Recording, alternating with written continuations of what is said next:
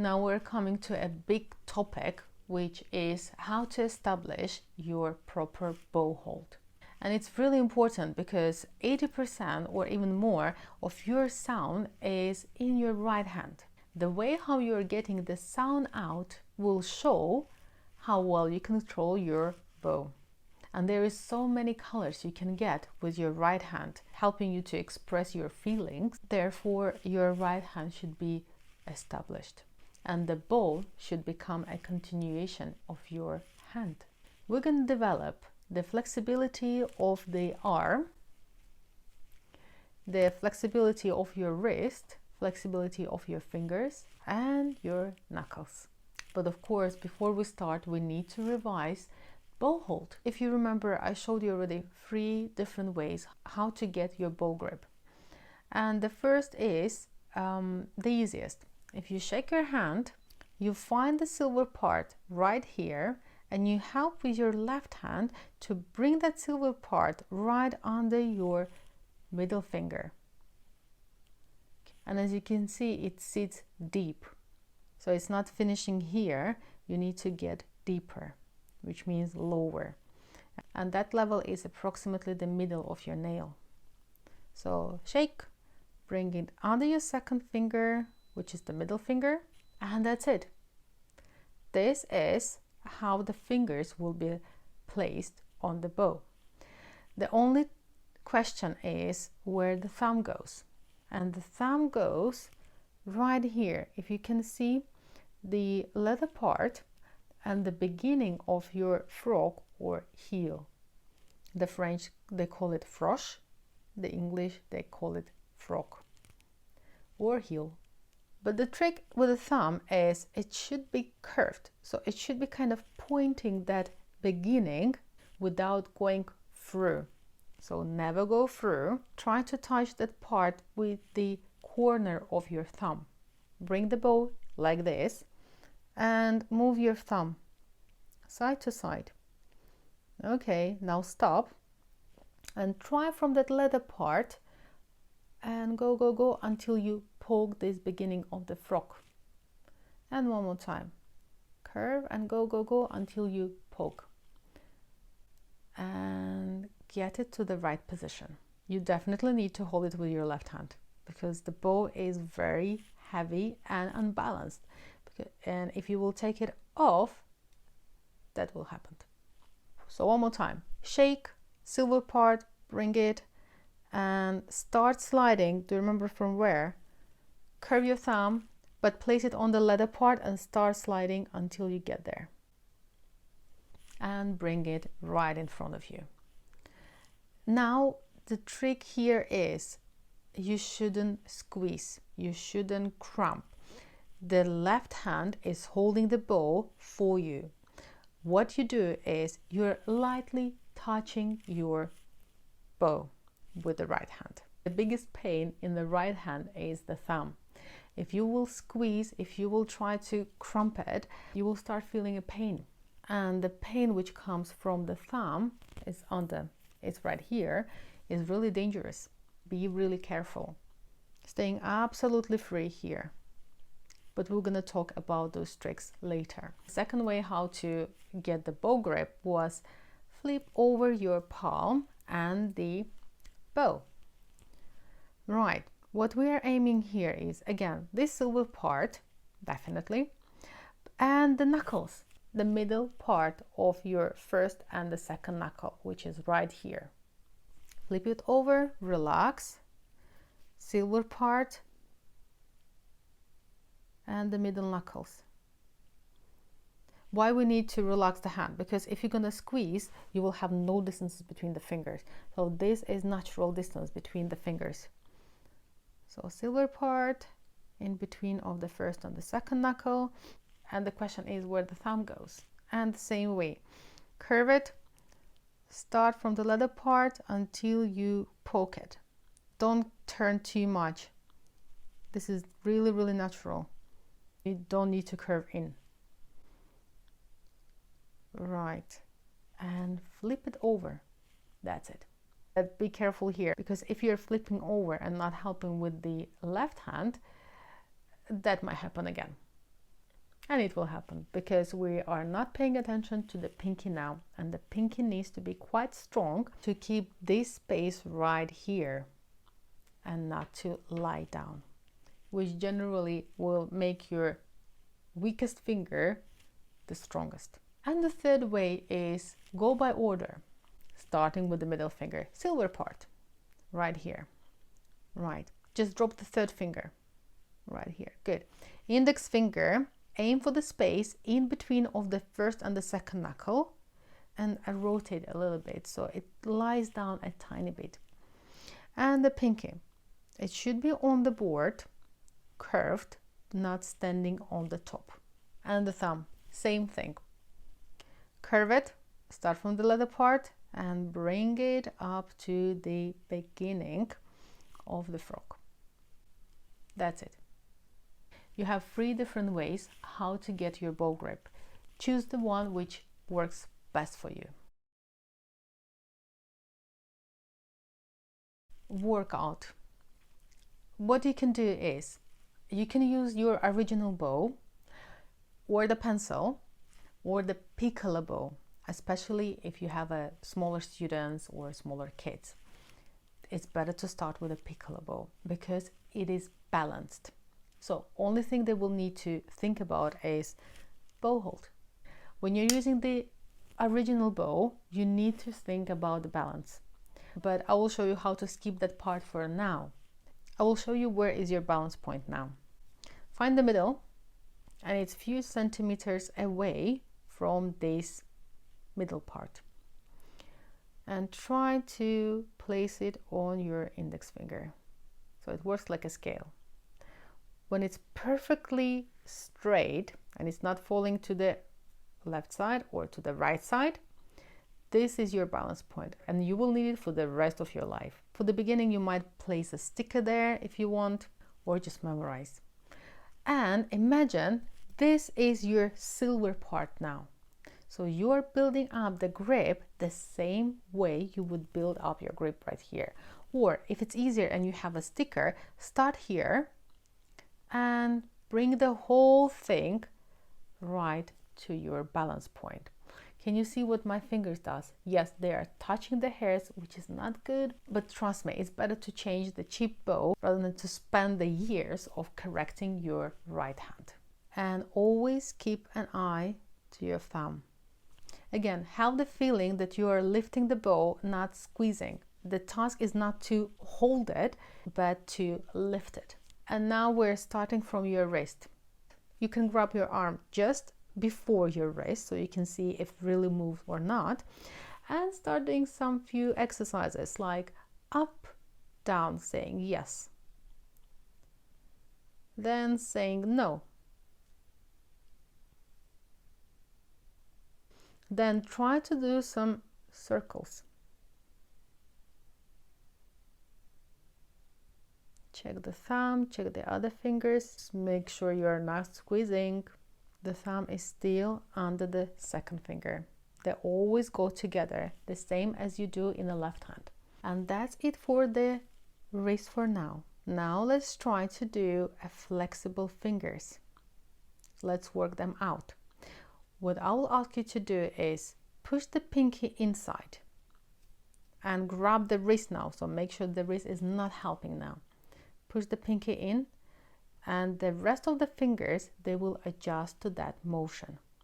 And with the index finger, make it straight again. So it should be horizontal, parallel with the floor. And one more time, pinky in, index finger, pinky, index finger. The second and the third fingers, they are touching the stick, because sometimes the students, they go off. We do that exercise, this is another exercise, but it comes later. Now let's try to push the pinky down, and again loose those fingers, relax them to make sure they do adjust that motion now. And with the index finger, bring it back, pinky. And the trick here is that the thumb will become straight. Return, thumb becomes curved. Pinky, thumb is straight, index finger, thumb is curved. try to keep the bow parallel to the floor. So if you're doing something like this, that's the not right thing. Inside, thumb is straight, thumb is curved. Thumb is straight, thumb is curved. Down and up, thumb is straight, thumb is curved. Straight, curved. This is more complicated now, because what I will ask you to do, imagine you're still holding your wrist. Imagine you need to send your bow to your right side, and it will look like this. So the index finger is staying curved always, but the other fingers, they're kind of pushing the bow away. They're kind of trying to say like, go away. But again, don't go inside or out. You will be aiming to draw the straight line, like if you're going like a train on the railway. And again, the thumb will become straight, curved, straight, curved, straight, curved, straight. If you can't get this exercise right now, give it a time. Maybe return to this exercise in a few days and try it again. And if it's not there, relax, calm down, do something else, and keep returning. And the knuckles, same thing. If you can't get it right now, give it a time. Idea of this exercise actually is if you lose your hand and maybe even hang on your index finger like this, and then you're trying to pick it up, making a straight line here with your knuckle. And again, you drop it and straight line. Drop, straight line, drop, straight line, drop, straight line. And again, the thumb here is straight, and when you're picking up, the thumb becomes curved. The most common mistake is when the students are trying to do something like this and they do curve it inside. But you need to aim your fingers to always point down, not inside, but down to the floor. Good idea would be if you try without the bow. Relax, pick it up, relax, pick it up, relax. When you relax, your thumb is just hanging. And when you're picking up, it goes under the middle finger, curved. Relax, pick it up, relax, pick it up. But don't curve them inside. They always should point down. The fingers are different length, isn't it? When you pick it up, they are becoming at the same line. So they're all touching the finger for now. And I'm going to repeat it again, once again. If you are not feeling confident with your bow, start doing all those exercises using the pencil. After you've done this stage, you can move on to the next. The first exercise is the painting. And I will ask you to grab your bow right here at the tip with your left hand. Bring it right in front of you, and the right hand will go over. But watch what I'm doing. My palm is completely open. I'm completely sinking in my index finger. So put the stick on this knuckle, on the second knuckle. We need it quite deep, or below, doesn't matter. Right. The other fingers, they are lying down on the first finger. What I want to do is paint. It will look like a fish tail. The main task here is to not go this way. So don't roll over. You always lean on the index finger, and the index finger is not changing. It always should look to your left side. So avoid doing something like this. Straighten, don't straight, no. After that's done, and you've got this movement, watch your elbow as well. How the elbow joint is opening. Opening, closing. Elbow joint is this part, which connects your upper and the lower arm. After you notice that the index finger stays good, the wrist, the elbow joint are working well, now bring the second finger on your stick and do exactly the same. And add another finger.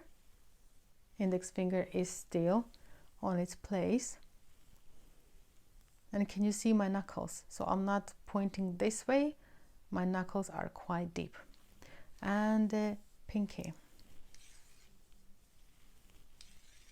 The next exercise for your bow is lifting.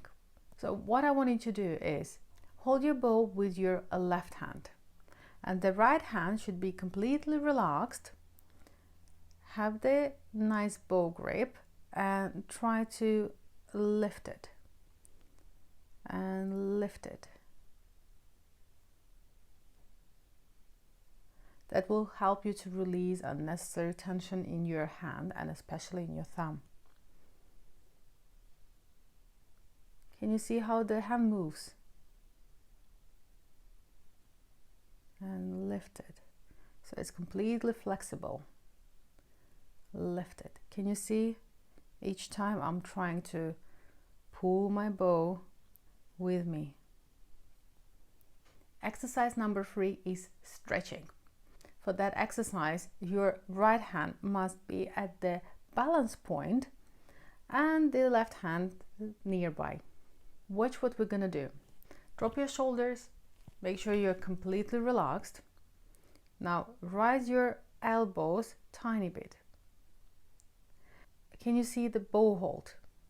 The fingers are pointing down and the left hand does copy. Now try to stretch the bow. What we need is to see that finger motion and watch the wrist as well. It's a bit curved, and while stretching it sits down, so it becomes straight. And the fingers, can you see what the finger does? And return one more time. Stretch, release, stretch, release. For this exercise, try to keep the thumb curved. So when you're stretching, imagine someone is pulling you, grabbing your elbow and pulls you on the side, and the same happens in the left hand. And stretch, stretch. So standing fingers and lie down, standing and lie down. For this exercise, all of your fingers should feel a stick. The next exercise is the waves. If it helps, you can still hold your bow at the balance point, but if you feel confident, you can go to the frog. But we will need the support of the left hand. What we will try to do is a wave. Or if it will be easier, then think that with this little tail, you're trying to draw circles. And let's try. So the arm moves, the wrist. If you ever done the rowing, it's really similar to that motion as well. With the left hand, don't hold with all of your fingers, because that might reduce the mobility of your bow. So just holding with 2 of your fingers will be enough. Let the bow move. And the last exercise for today is shaking. Try to shake your bow if you're trying to get rid of something.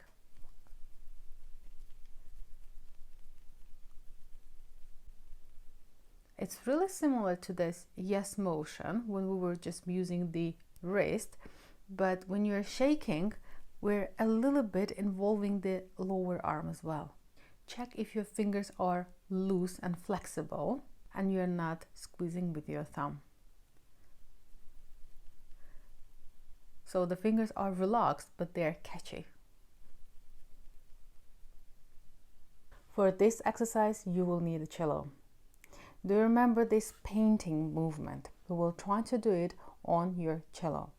Same thing, grab your bow with the left hand and put it parallel to the bridge, in between of the fingerboard and the bridge.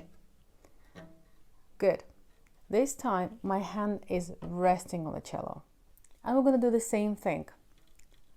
Turn your palm and start painting.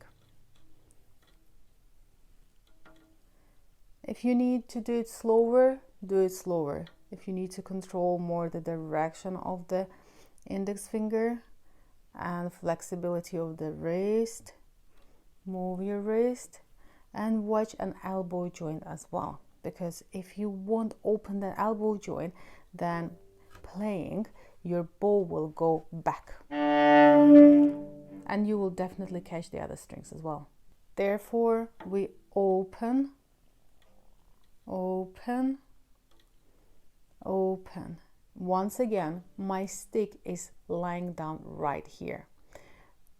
I prefer to keep it below the second knuckle, because when you will add the other fingers, that will give you more room.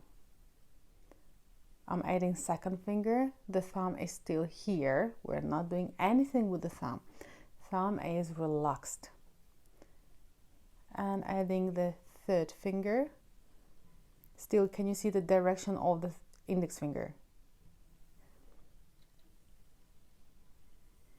It always looks to your left side. And the pinky goes on the board as well.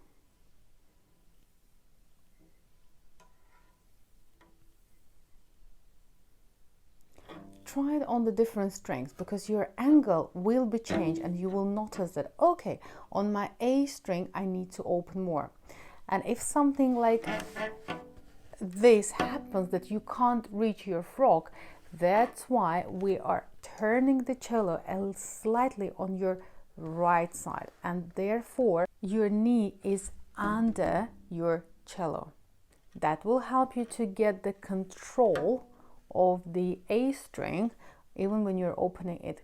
Another important thing is, if you open your elbow joint until the end, that will reduce your control at the tip. Therefore, you should always keep a little angle right here.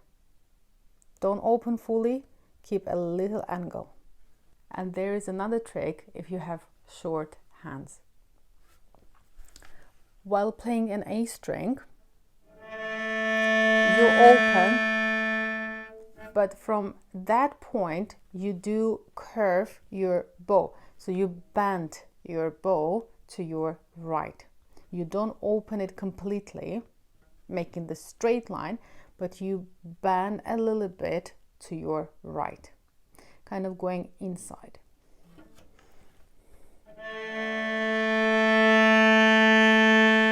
And see what happens. The sound is not changing, but I still have this little angle at my elbow joint, which gets me a total control of my bow, even at the tip. But for the painting exercise, stop at the point you feel, okay, that's the end, I can't stretch more. And start with the index finger. Second, third, and the fourth. Do the same with the G and C string, using this banana shape to get the right angle. Also, just to remind you how you can find the right angle without using the banana shape, if you don't want to, is put your bow straight on the bridge. Okay, this is straight, and then bring it to your contact point. G string, D string, and A string. So at this stage, we are not playing yet with the bow. We're preparing our right hand for the good bow hold, for the flexible fingers, wrist, and the arm. That's it for now. Thanks for watching. Hope you enjoyed this video. If you found it useful, please put the thumb up and subscribe not to miss the next videos. If you have any questions, please comment them below and I will try to answer them as soon as possible. Take care and we'll see you next time.